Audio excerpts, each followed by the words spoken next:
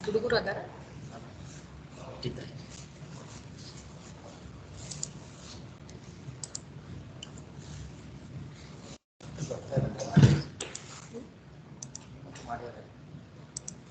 ಇದು ರೆಕಾರ್ಡ್ ಎಲ್ಲ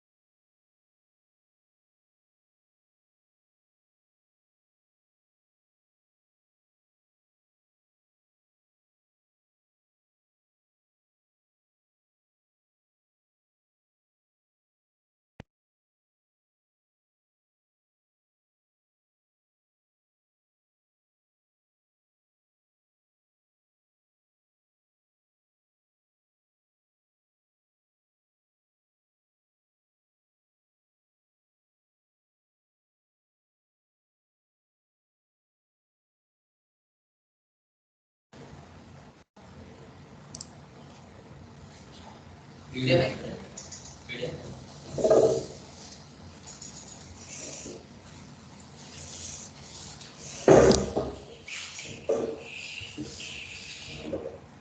Very good morning, everybody. Hope I am audible to you. Am I audible? Good morning, ma'am. Yes, ma'am. Yes, ma'am. Good morning, ma'am. Yes, Yes, ma'am. good morning. Good morning, ma'am. Good morning. Okay. So in the last class, I had started with the physiological aspects of blood pressure. And before I go with the today's topic, we'll briefly brush up with the contents of the last class.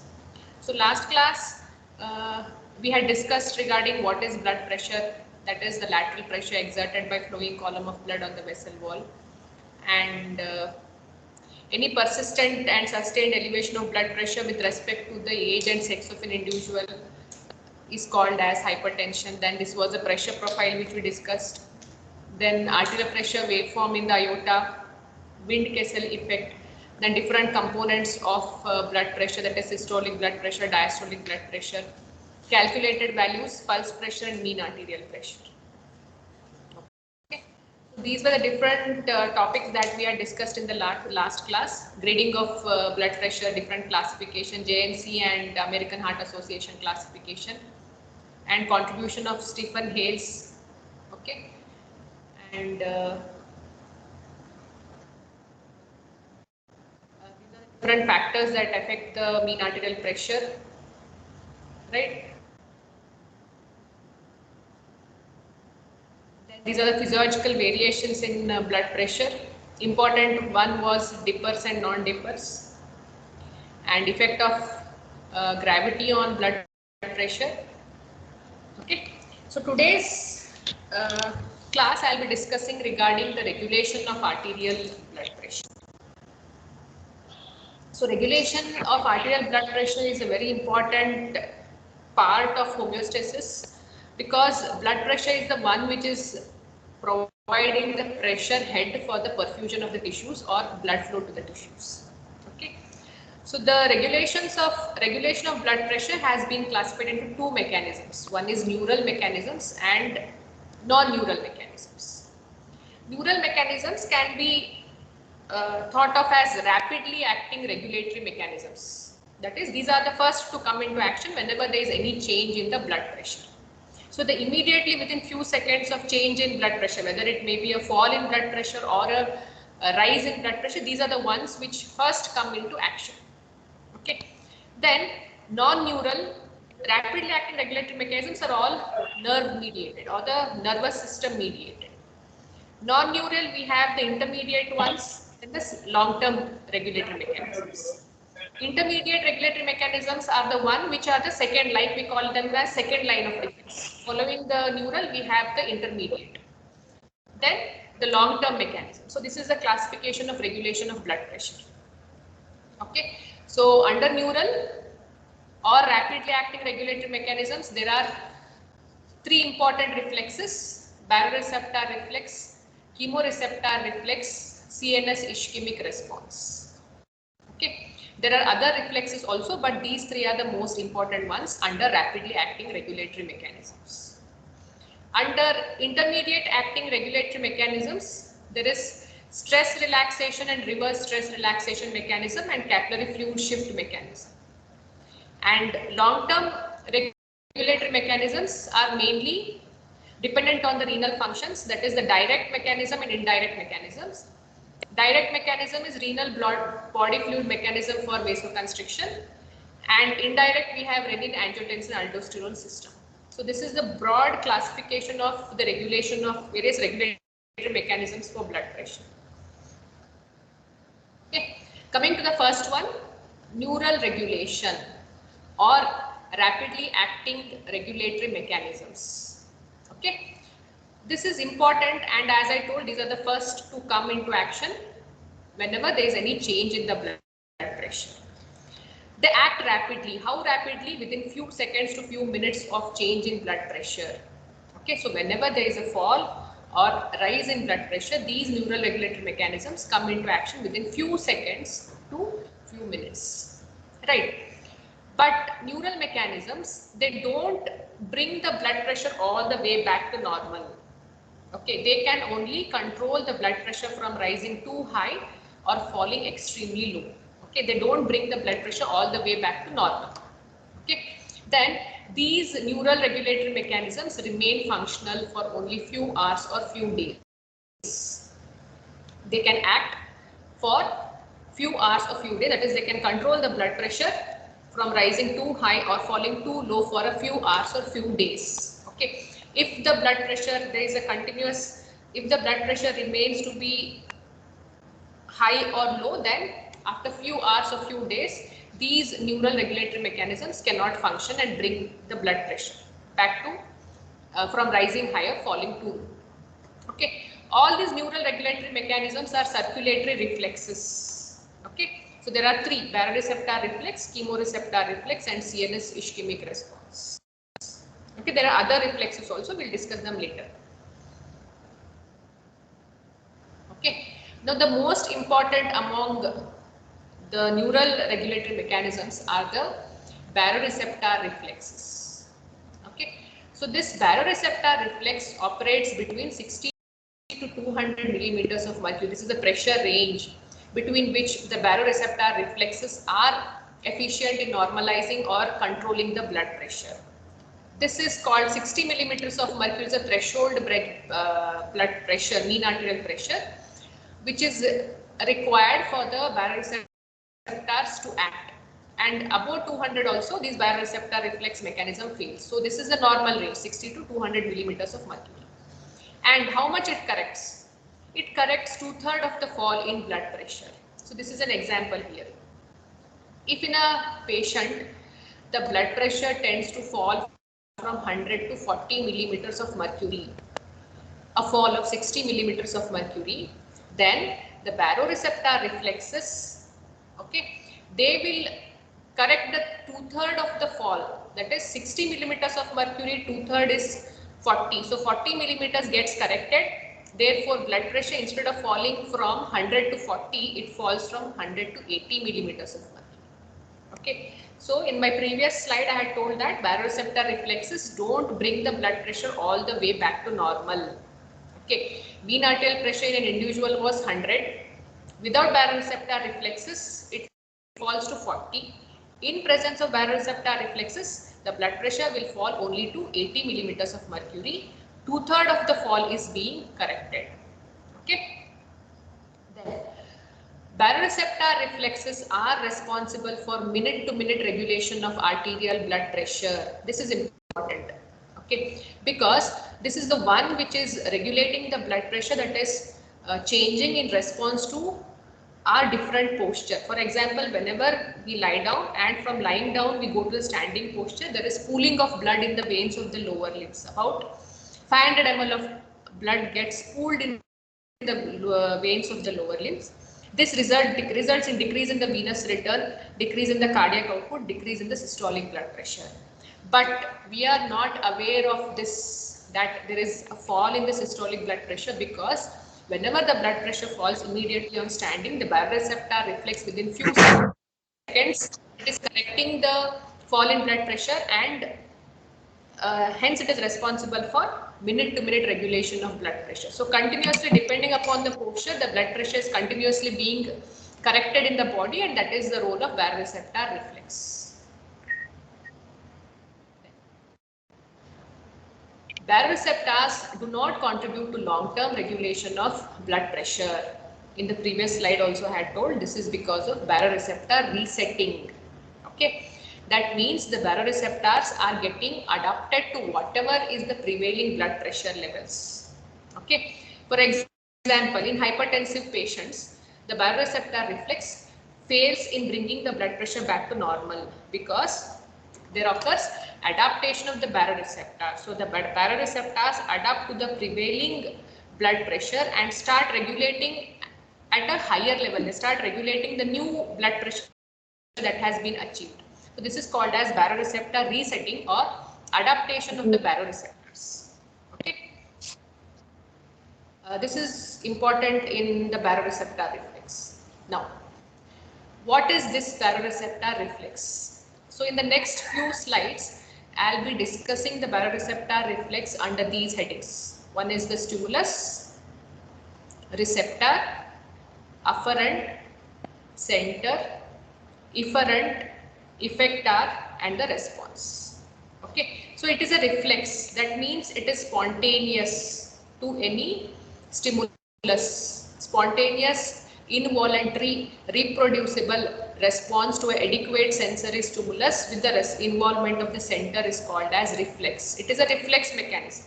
We don't have any voluntary control over this. It is involuntary, it is spontaneous, it is automatic, it is reproducible in response to an adequate sensory stimulus.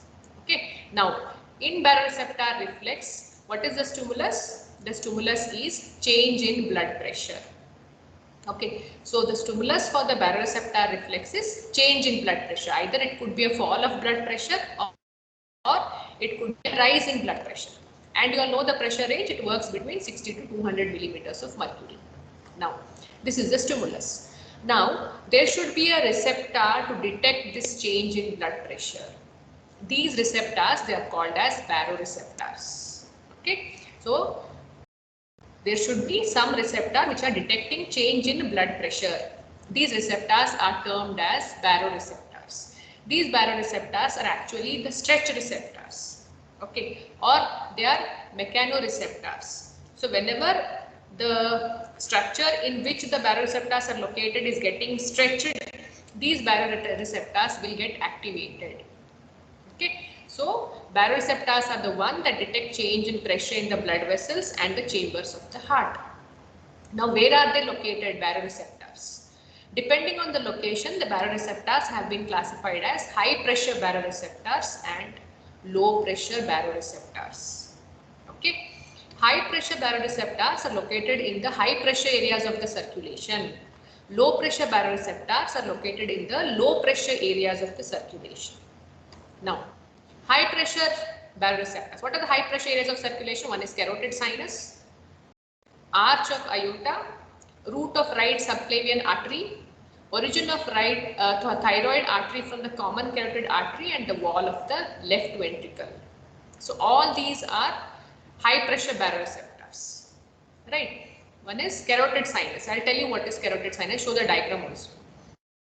Arch of aorta, root of right subclavian artery, origin of thyroid artery from the common carotid artery, and the wall of the left ventricle.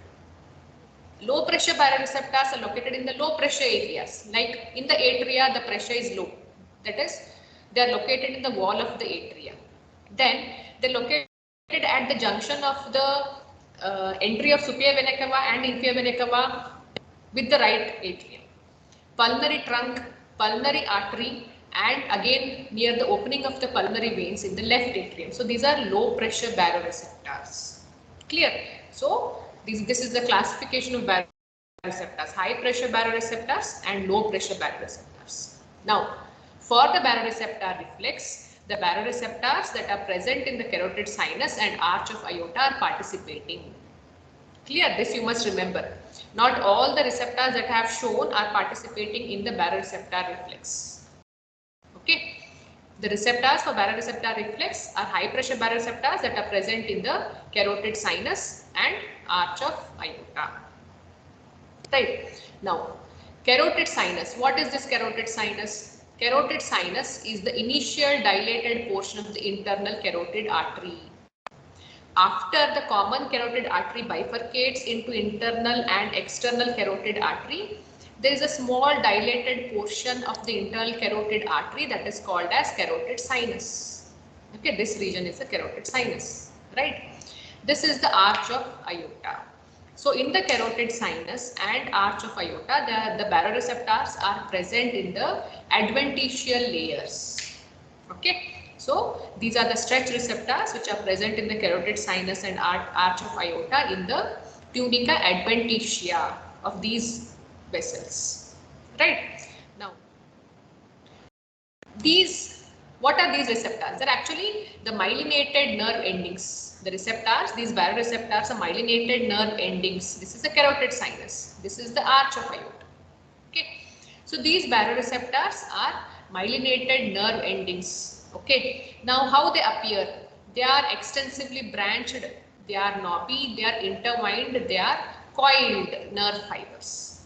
Right. Now, whenever there is an increase in blood pressure, this region is getting stretched, and stretching of the carotid sinus and arch of aorta stimulates the baroreceptors.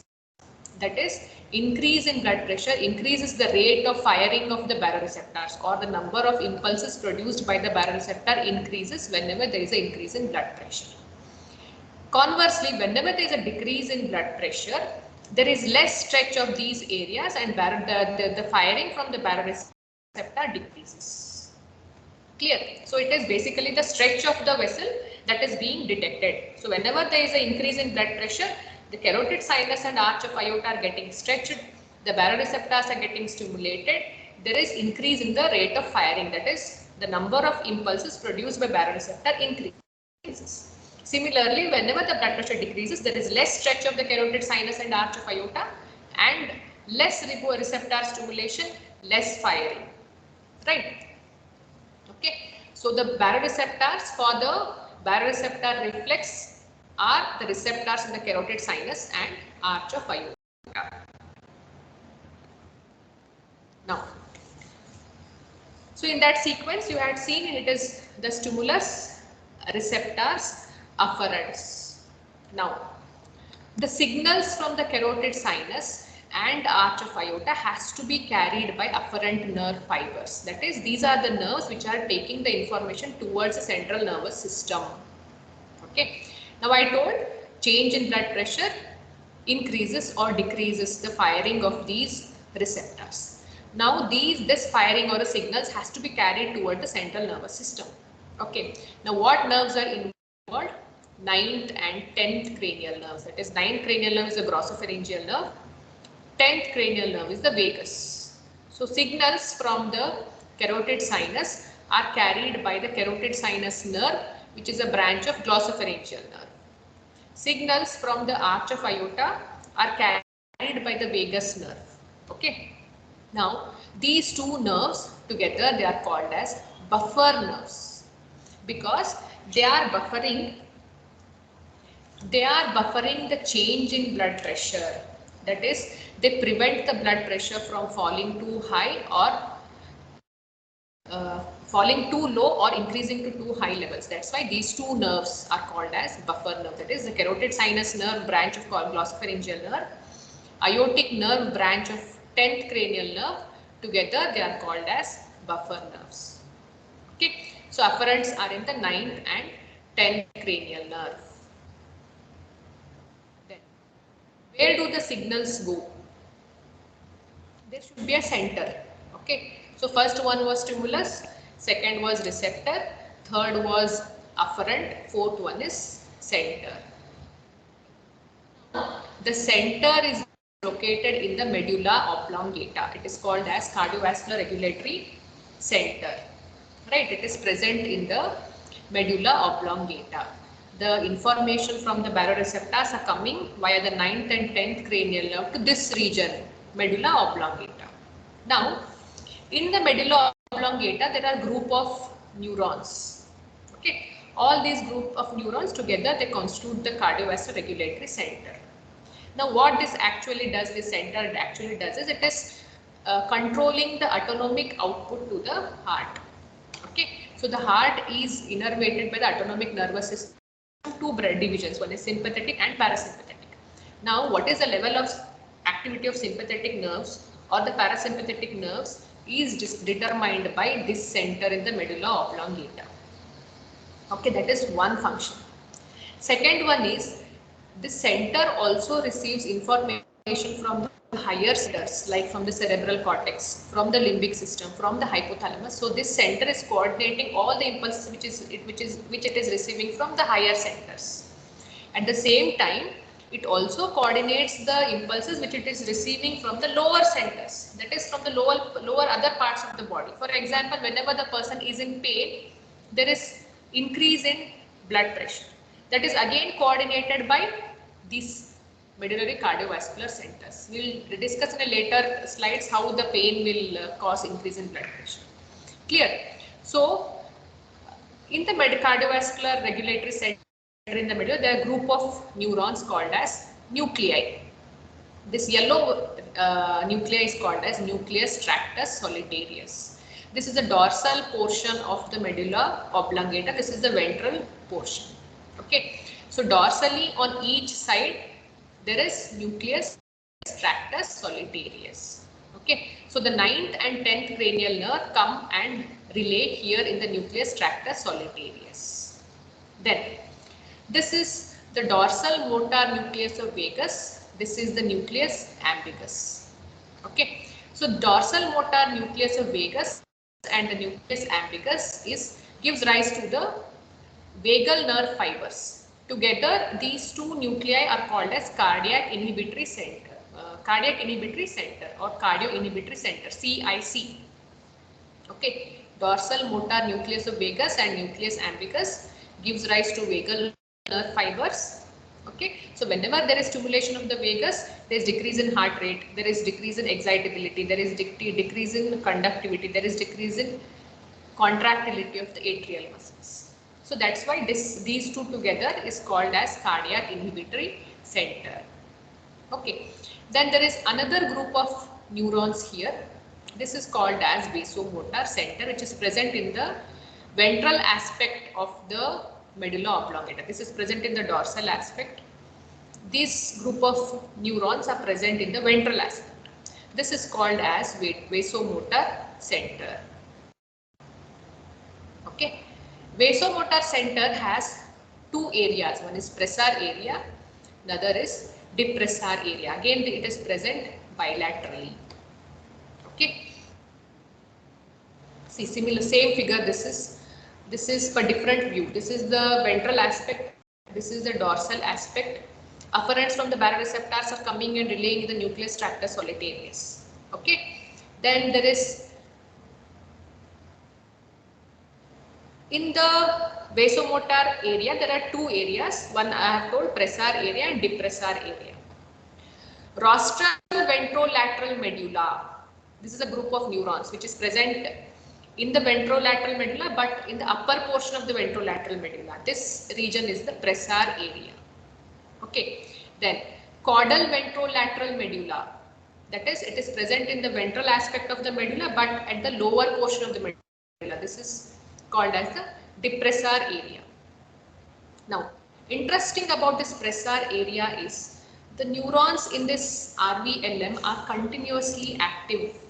They are continuously discharging at one impulse every second. Okay, continuously they are discharging. They are tonically active.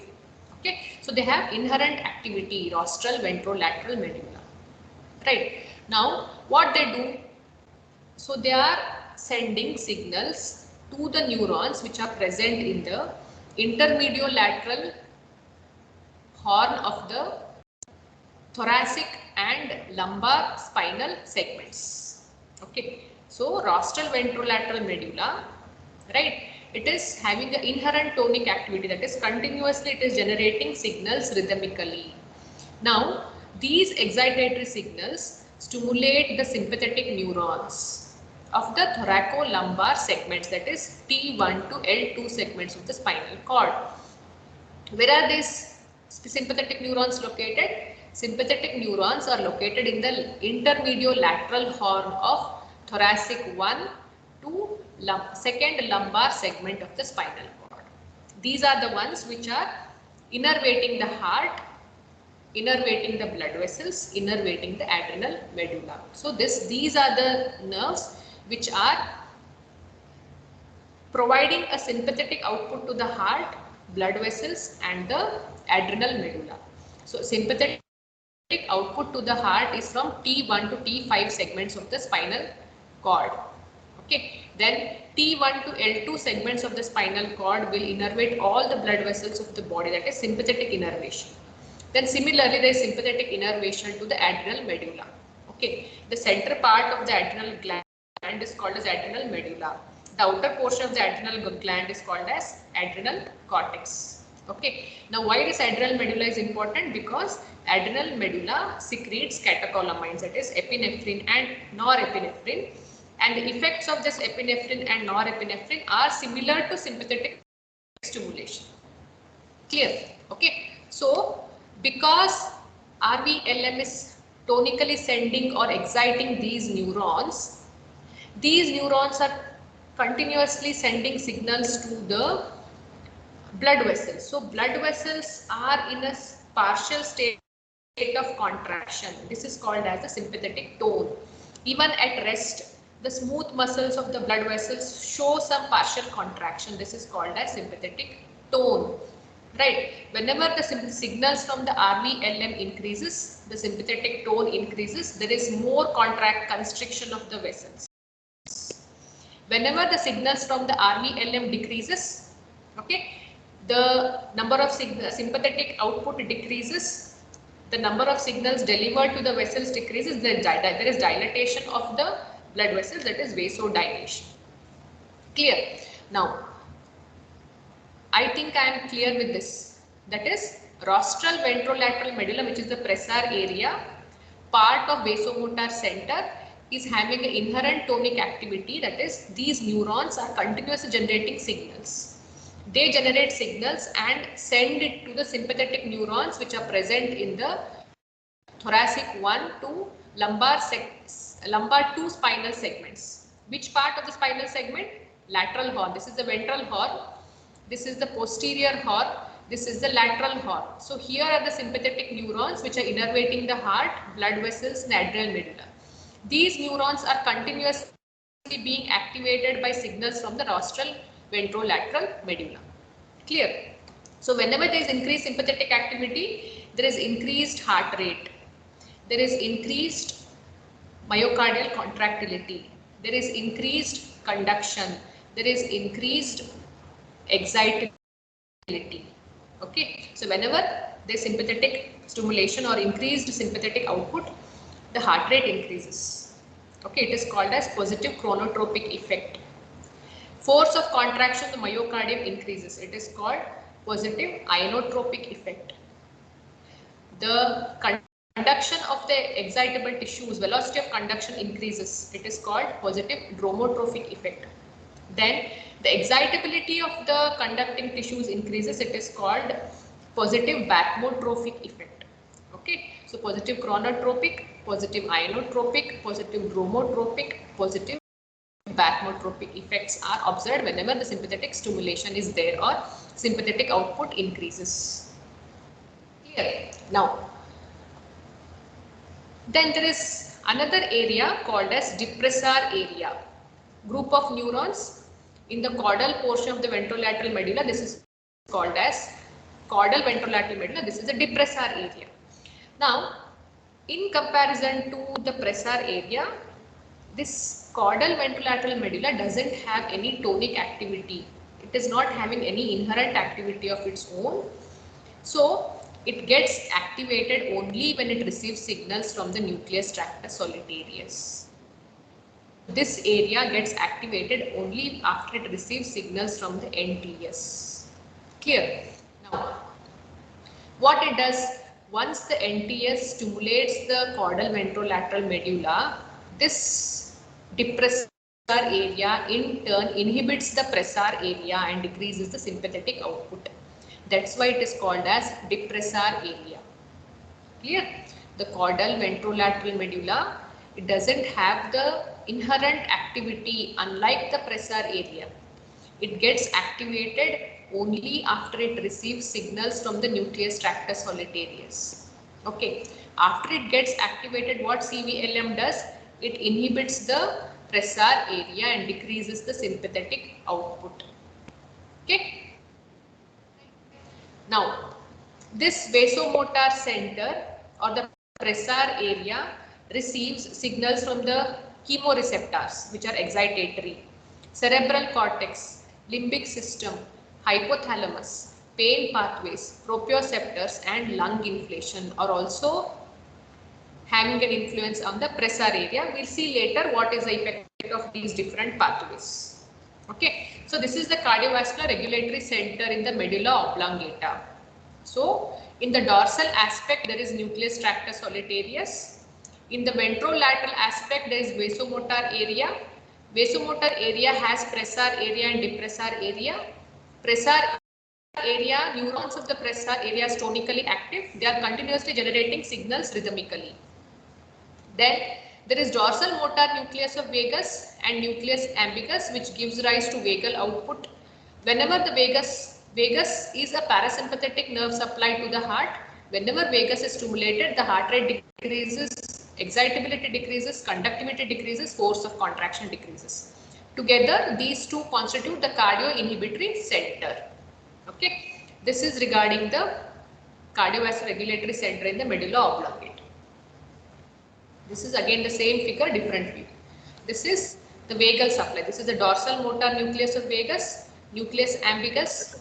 Okay, vagal supply to the, which carries parasympathetic innervation to the heart. Efferent. Okay, efferent is sympathetic outflow from thoracic 1 to lumbar 2 or third segments of the spinal cord. Parasympathetic outflow is by the vagus. This is the efferent. Okay, this is efferent.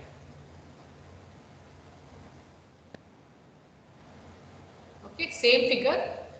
Center. Afferents will be coming from the carotid sinus arch of aorta to the NTS. From NTS to different areas of the regulatory center. Then from there to the sympathetic neurons. So this is the sympathetic efferent. Efferents are the ones or the nerve fibers which are carrying information away from the center, CNS, towards the periphery are called as efferents. Afferents are those which are carrying the information from the periphery towards central nervous system are called as afferents. These are efferents which are carrying the information from the central nervous system towards the periphery. This is parasympathetic. Effectors. Okay. Effectors are the heart. That is what organs are involved in the regulation of blood pressure. These are effectors. Heart, blood vessels, that is arteries and veins, adrenal, medulla are the effectors. So under these 6 headings I have described. One is stimulus, receptor, afferent, center, efferent, effector. Now what is the response? I have not yet discussed the response. So you all know what is the receptor? Baroreceptor. It is sending signals to the cardiovascular regulatory center via the 9th and 10th cranial nerve. The cardiovascular regulatory center, it coordinates the information and then sends signals to the heart, blood vessels and adrenal medulla through 2 divisions of the autonomic nervous system, that is sympathetic and parasympathetic divisions of the autonomic nervous system. Clear? Now what, this is the composite diagram. Now this is the response. Okay, what happens? Okay, now there are 2 scenarios. One is increase in blood pressure, another is decrease in blood pressure. Okay, so increase in blood pressure, how it is brought back, okay, how the correction is made.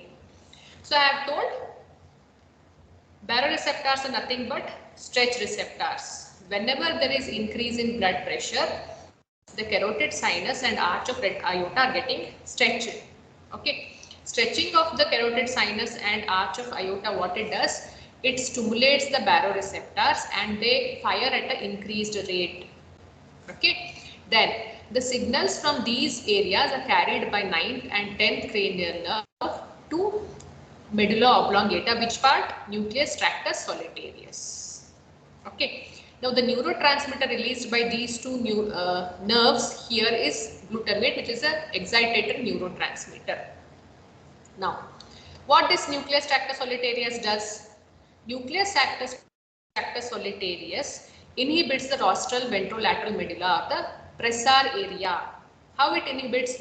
It first activates the depressor area. The depressor area in turn inhibits the pressor area. Okay, that is the sympathetic output to the heart and blood vessels decreases. The sympathetic output to the heart and blood vessels decreases. There is decrease in the heart rate, decrease in the force of contraction resulting in decreased stroke volume and dilatation of the blood vessels, which all bring about decreased blood pressure. Okay, now at the same time it stimulates the cardio-inhibitory area. I have told that the cardio-inhibitory areas are nothing but dorsal motor nucleus of vagus and nucleus ambiguous. They give rise to the vagal nerve fibers. Okay, stimulation of cardio-inhibitory center means vagal stimulation. So whenever the vagus is stimulated, there is a decrease in heart rate, decrease in cardiac output, decrease in blood pressure. Right. So this, you are not concerned right now with the respiratory action. So you are concerned only with this now, how the blood pressure is being corrected. So increase in blood pressure ultimately should be corrected by the baroreceptors to cause fall in blood pressure. Right. Okay. So stimulus here is increased blood pressure. Receptors are baroreceptors in the carotid sinus, arch of aorta. Afferents are 9th and 10th cranial nerve. Center is medulla oblongata. Effectors are the heart and blood vessels. Response is decrease in blood pressure. Okay. What happens if there is decrease in blood pressure? So whenever there is decrease in blood pressure, baroreceptor reflex tries to bring back the blood pressure. It increases the blood pressure.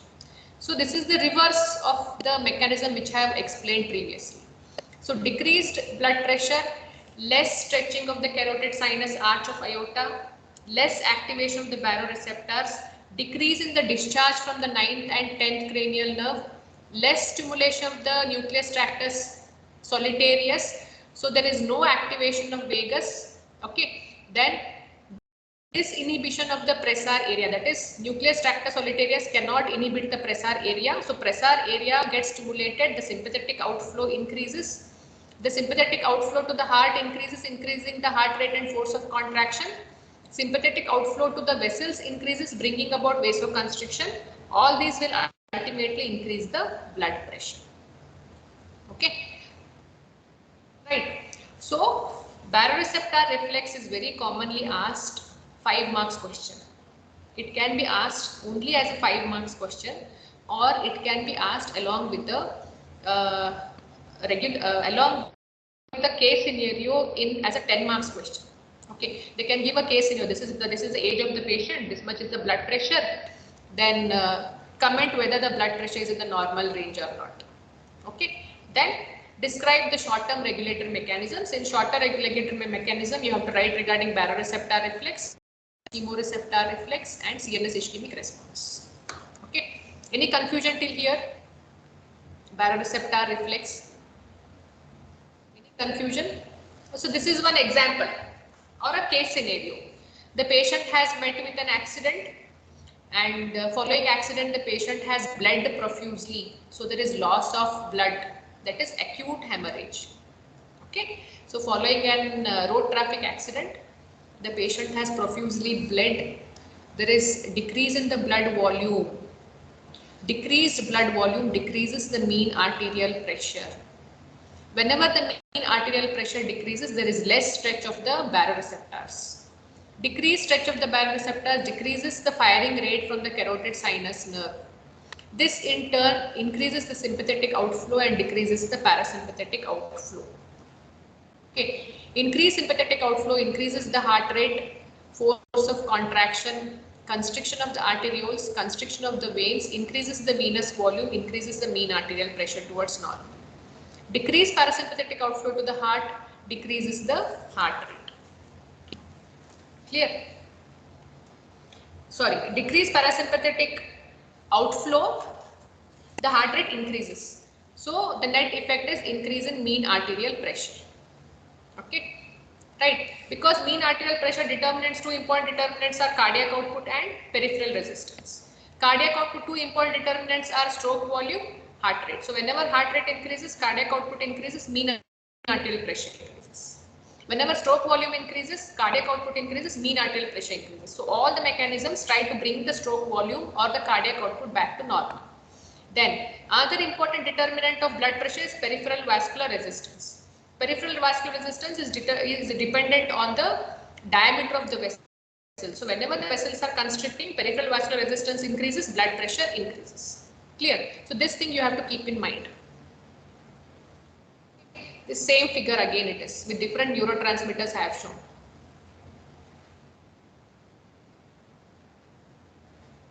Right? Any confusion or any doubts you have till now? So I am left with, in rapidly regulating, I am left with chemoreceptor reflex and CNS ischemic response. So if there is no confusion, I'll proceed forward and cover the chemoreceptor reflex and CNS ischemic response. Or if you're getting confused, I can cover it in the next class also. Shall I proceed and cover the chemoreceptor reflex? Or this much is enough for you for the day, and then after once you are clear with the concept, then I'll go for the next topic. What do you say? Because I have 10 more minutes. I have 10 more minutes. If you want me to continue, I'll continue.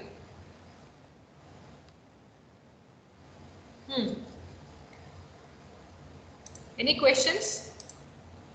Any doubts or any questions you people have? No response? At least yes or no. Or else I have to call the names, because all the names are displayed and visible to me on my screen.